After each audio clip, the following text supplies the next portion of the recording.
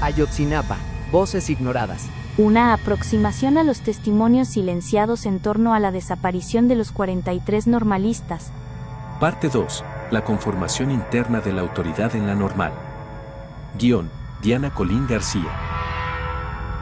Después de los sucesos del 26 de septiembre, el primer reclamo de los padres de familia fue tan sencillo como lógico, aunque terminó siendo ignorado y, con el tiempo, olvidado. Preguntaron directamente por qué el comité estudiantil había enviado a sus hijos a una ciudad tan peligrosa como Iguala. Para ellos, el comité debía rendir cuentas por la desaparición de los estudiantes. Miguel, estudiante de Escuela Normal Rural Raúl Isidro Burgos de Ayotzinapa, relató que una mañana se encontraba recibiendo una bandeja de pan que vecinos habían llevado como apoyo, cuando escuchó a un padre de familia reclamarle a un integrante del comité estudiantil, responsabilizándolo por la tragedia. Poco después, ambos se enfrentaron a golpes, hasta que varias personas intervinieron para separarlos. Aunque este episodio no trascendió en la prensa, sí salió a la luz el reclamo de Epifanio Álvarez, padre del desaparecido Jorge Álvarez, quien declaró: "Pienso ya en pedir cuentas a los líderes estudiantiles por haber llevado a mi hijo a realizar acciones fuera de la escuela". Estas palabras fueron publicadas en un artículo de la revista Letras Libres en septiembre de 2015. Otras preguntas se dirigieron hacia la responsabilidad del director de la normal y del cuerpo docente. ¿Por qué el director no impidió una salida tan riesgosa? ¿Por qué los profesores no se opusieron? Para algunos sectores, la respuesta parecía simple: que los padres disciplinaran a sus hijos normalistas y corrigieran, incluso mediante castigos físicos, lo que consideraban un mal comportamiento. La realidad es mucho más compleja, pues las normales rurales tienen una autoridad diferente a las otras escuelas del país. Para explicarlo, necesitamos remontarnos a sus orígenes. La creación de las normales rurales fue impulsada por el propio Estado mexicano bajo el gobierno del general Álvaro Obregón, quien encomendó esta tarea al entonces secretario de Educación, José Vasconcelos. El objetivo de estas instituciones era formar profesionales que, además de enseñar, funcionaran como agentes y portavoces del gobierno federal para fortalecer su presencia frente a los poderes locales. La primera normal rural fue la Vasco de Quiroga, fundada en Tacámbaro en 1922, aunque más tarde fue trasladada a Tiripetío. Posteriormente surgieron otras escuelas en Hidalgo, Puebla, Durango y Oaxaca durante 1925, en un periodo en el que Plutarco Elías Calles promovió su expansión. En 1933 comenzó la fusión de normales rurales con centrales agrícolas que disponían de hasta 140 hectáreas para la producción propia. Profesores y alumnos debían cultivar la tierra, criar ganado, practicar apicultura y construir gallineros. Durante el gobierno de Lázaro Cárdenas, 1934 a 1940, el Estado buscó ampliar la matrícula e incorporar hijos de artesanos, albañiles, ganaderos pobres y otros sectores populares. También pretendía formar técnicos agrícolas, no solo maestros. Para sostener el proyecto socialista, la Secretaría de Educación Pública, SEP, seleccionaba cuidadosamente a los docentes. Debían demostrar simpatía por la causa revolucionaria, origen humilde y capacidad para equilibrar teoría y práctica. Muchos de estos profesores participaron en huelgas campesinas y movimientos agrarios. En esos años, además, la SEP garantizaba plazas laborales para los egresados y aumentaba las becas estudiantiles.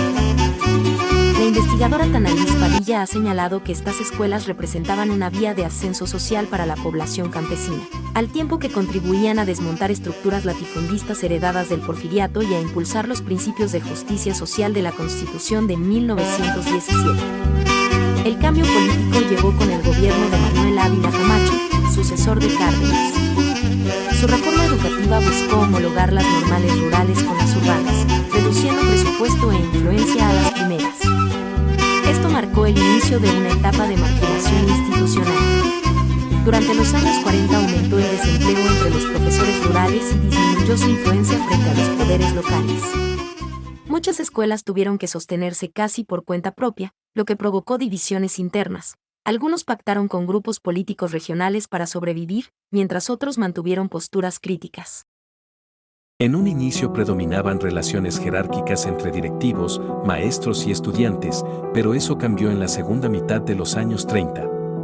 Las difíciles condiciones sociales, la necesidad de integrarse a organizaciones campesinas y la defensa ideológica impulsaron la aparición de la Federación de Estudiantes Campesinos Socialistas de México, FECM, fundada el 18 de junio de 1935 en la Central Campesina El Roque. Este sistema buscaba que alumnos, maestros y directivos compartieran derechos y responsabilidades. Los estudiantes podrían tener representantes en consejos directivos y consultivos con la intención de fomentar la obediencia por convicción y no por temor al castigo. Según las bases para la organización y funcionamiento del gobierno escolar en las escuelas regionales campesinas 1932, dentro de la escuela debía desaparecer toda jerarquía oficial y social para dar paso a la solidaridad colectiva. Gracias a ello, los comités estudiantiles adquirieron una autoridad casi equiparable a la de los directivos. Además de participar en decisiones internas, debían vigilar el manejo de recursos económicos.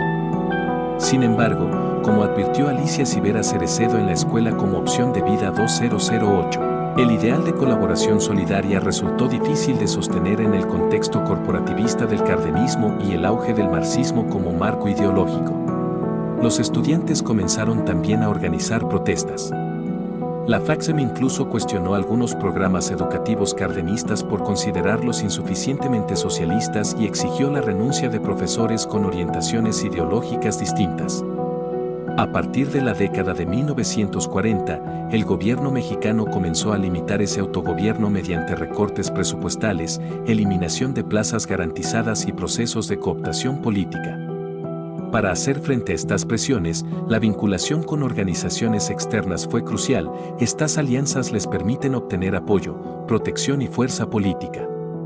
Esto les ayuda a conseguir recursos, defenderse de recortes o cierres y negociar mejores condiciones, además de mantener una identidad histórica ligada a causas campesinas y populares.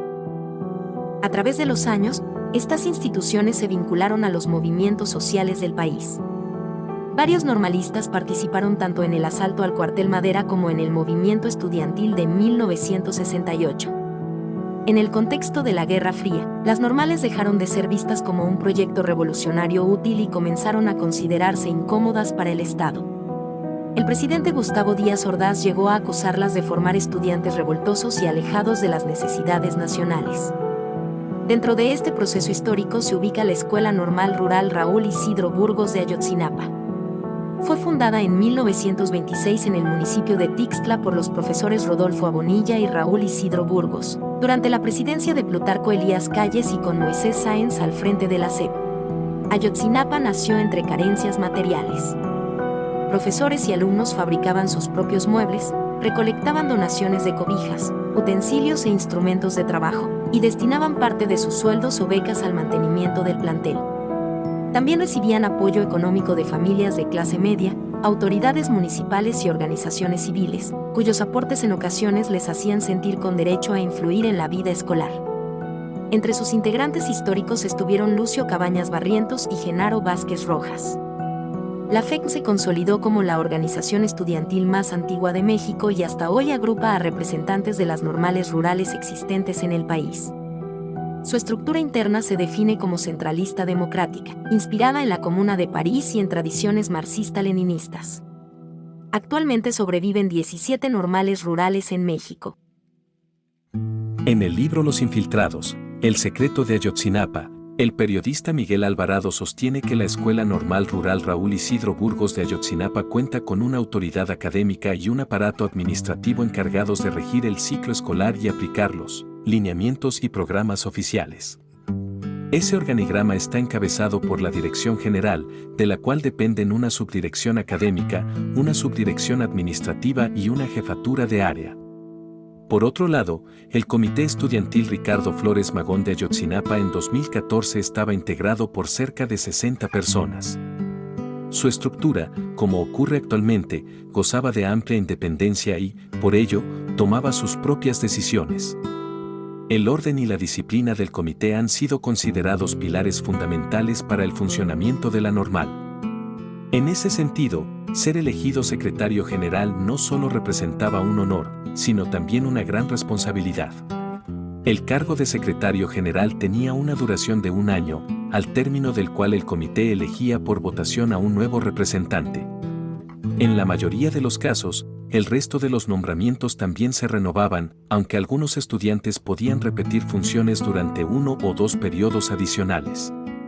La estructura política de la Isidro Burgos exigía que quien la dirigiera contara con cualidades que rebasaban el ámbito académico.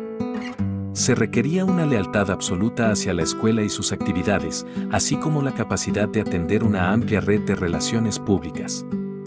Esto implicaba dialogar con representantes gubernamentales, organizaciones sociales aliadas, otras normales rurales del país, comunidades de Guerrero que solicitaban apoyo, medios de comunicación y actores con poder regional. Por ello, la lealtad inquebrantable era considerada un requisito indispensable. En el año en que ocurrieron los hechos de Iguala figuraban 2 integrantes relevantes del comité estudiantil. El primero era David Flores Maldonado, alias La Parca, quien ocupaba la cartera de Relaciones Exteriores de la Normal y representaba a la escuela ante la Federación de Estudiantes Campesinos Socialistas de México, FECU. El segundo era Omar García, alias El Eterno, responsable de la cartera de Conciencia Política en Ayotzinapa. Diversos normalistas han señalado que una serie de negligencias puso en riesgo a los estudiantes. En particular, el normalista Eduardo Moreno afirmó que La Parca actuó con imprudencia cuando, meses antes del 26 de septiembre, durante una reunión celebrada en la Normal en 2015, declaró que llevaría 20 camiones para la movilización del 2 de octubre. Por otra parte, no era la primera vez que se exponía a los llamados pelones. La investigación de Miguel Alvarado, así como el testimonio del normalista capturado David Moreno, de la Escuela Normal Rural Lázaro Cárdenas del Río de Tenería, quien participó en la toma del Auditorio Che Guevara el 3 de marzo de 2014, señalan que ambos personajes tuvieron participación en esa acción.